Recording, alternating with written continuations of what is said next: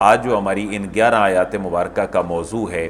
وہ ایک ایسا مرکزی موضوع ہے جس کی آج مسلمانوں کو، امت مسلمہ کو، اہل سنت کو بے حد ضرورت ہے۔ اور اس کے اوپر پہلے بھی بات ہوئی تھی کہ اہل سنت والجماعت ہیں کون۔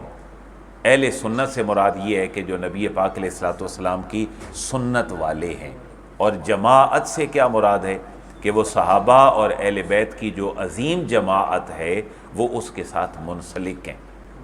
تو اہل سنت والجماعت ہی امت مسلمہ کی نظریاتی گمراہیوں سے بچنے کا ایک بہت بڑا پلیٹ فارم ہے، اور جو نظریات سیٹ ہو گئے ہیں قرون اولیٰ میں ان کو چھیڑنا امت کے اندر ایک فکری انتشار کا باعث ہے۔ تو اس جذبے کے تحت ہم نے 11 آیات مبارکہ یہ کمپائل کی ہیں اور آپ کی خدمت میں رکھ رہے ہیں، اور زندگی رہی اگلا جب آئے گا ہمارا درس تو امید ہے اس وقت تک محرم الحرام چڑھ چکا ہوگا، تو پھر یقیناً استحقاق کن شخصیات کا ہے؟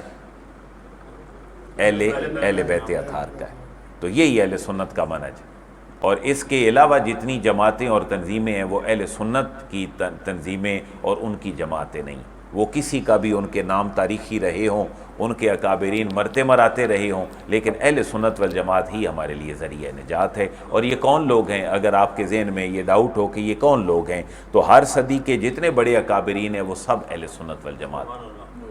آپ اگر اوپر سے چلنا شروع کر دیں، فقہ حنفی، فقہ شافعی، فقہ مالکی، فقہ حنبلی، ان کے سارے امام اور ان اماموں کے پیروکار سب کے سب کون ہیں؟ اہل سنت والجماعت۔ لہٰذا یہ کوئی اختلافی باتیں نہیں ہیں کہ امام شافعی کی کوئی بات ہو تو وہ اہل سنت والجماعت نہیں ہے، نہیں، نظریاتی اعتبار سے وہ تمام ائمہ اور ان کے پیروکار کون ہیں؟ اہل سنت والجماعت۔ بڑی بڑی شخصیات اور دیکھیں، اور اگر ہر صدی میں گننا شروع کر دیں تو امام غزالی بہت بڑا نام ہے امت مسلمہ میں، آپ امام شافعی کے پیروکار ہیں، 505 ہجری آپ کا سن وصال ہے، تو آپ بھی اہل سنت والجماعت۔ اگلے ایک سال میں بہت بڑی شخصیت اور مجدد ہیں وہ تاریخ میں امام رازی، آپ سب نے نام سنا ہے، بڑے متکلم تھے، علم الکلام کے ماہر تھے، مفسر تھے۔ آج بھی ان کی تفسیر رازی 30 سے زیادہ جلدوں پر موجود ہے عربی میں، اور اس کے مختلف تراجم ہیں، اور خان قادری صاحب نے اس کا ترجمہ بھی لکھا تھا تفسیر رازی کا، تو پتہ نہیں مکمل ہوا تھا یا نہیں، وہ لکھ رہے تھے تو 2 سال پہلے ان کا وصال ہوا۔ یہ بڑی شخصیات ساری کون ہیں؟ اہل سنت والجماعت۔ آگے آئیں تو اگلی صدیوں میں ہمارے سامنے آتے ہیں بہت بڑا نام سوشیالوجی کے حوالے سے اور عمرانیات کے حوالے سے، وہ ابن خلدون ہیں، جنہوں نے تاریخ پہ اور علوم پہ باقاعدہ پہلا مقدمہ اور کتاب لکھی، ابن خلدون، وہ بھی بہت ساری جلدوں میں، تو یہ بھی اہل سنت والجماعت۔ اور اب اگر کوئی کسی اور نام سے معروف ہے آج یا آج سے پہلے، تو وہ اگر اہل سنت کے ٹائٹل کے ساتھ نہیں ہے تو یقیناً وہ اہل سنت کے فکری حوالے سے پلیٹ فارم پر چلنے والا نہیں۔ تو اب صحابہ کرام کا چونکہ 3 صحابہ کا تو ایگزیکٹ دن آ گیا، ایک آیا حج کے عنوان سے کہ جب حضور واپس تشریف لا رہے تھے حج سے، تو 18 ذوالحجہ کو حضور نے خطبہ دیا تھا جو غدیر خم کے نام سے مشہور ہے، جس کو کچھ لوگ عید غدیر کے نام سے بھی مناتے ہیں۔ حضرت علی المرتضیٰ کی شان حضور نے جو بیان فرمائی، اس حد تک وہ عید غدیر کہنے میں کوئی حرج اس کو نہیں ہے، لیکن اس کے پیچھے خاص قسم کا ایسا نظریہ آ جائے جو اہل سنت کی 14 صدیوں کی فکر اور ان کے طریقے کے خلاف ہو، تو پھر ہمارے لیے یہ اس کو عید غدیر کہنا بھی ٹھیک نہیں۔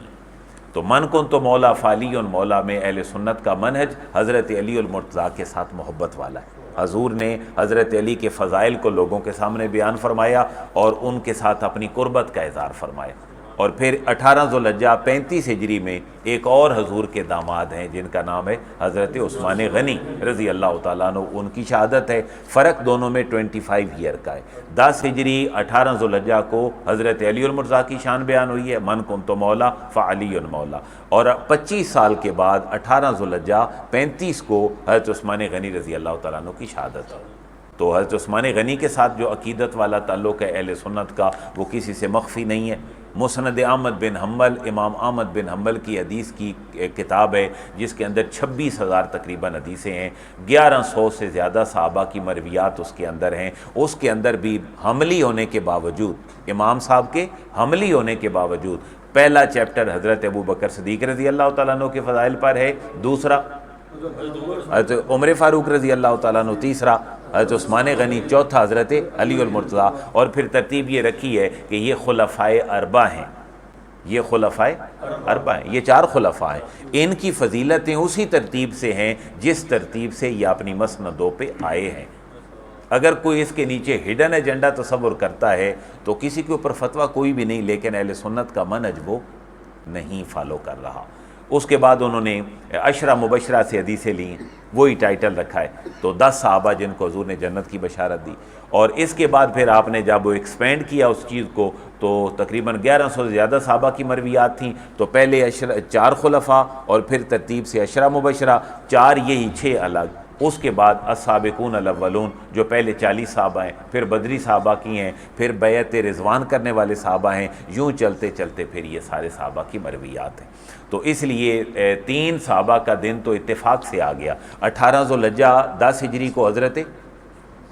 علی اور مرتضیٰ، اور 18 ذوالحجہ 35 کو حضرت عثمان غنی، اور اب ذوالحجہ اپنے اختتام کی طرف بڑھ رہا ہے۔ اب یکم محرم الحرام کو شہادت کس کی ہے؟ حضرت عمر فاروق رضی اللہ تعالیٰ۔ اس لیے یہ جو طریق ہمارے سامنے آیا 3 صحابہ کا، اس پہ اہل سنت کی جو سوچ ہے اور فکر ہے، جو نظریہ ہے، وہ لوگوں کے سامنے بالکل دیانتداری سے اور ان کی فکری اصلاح کرتے ہوئے ان کے سامنے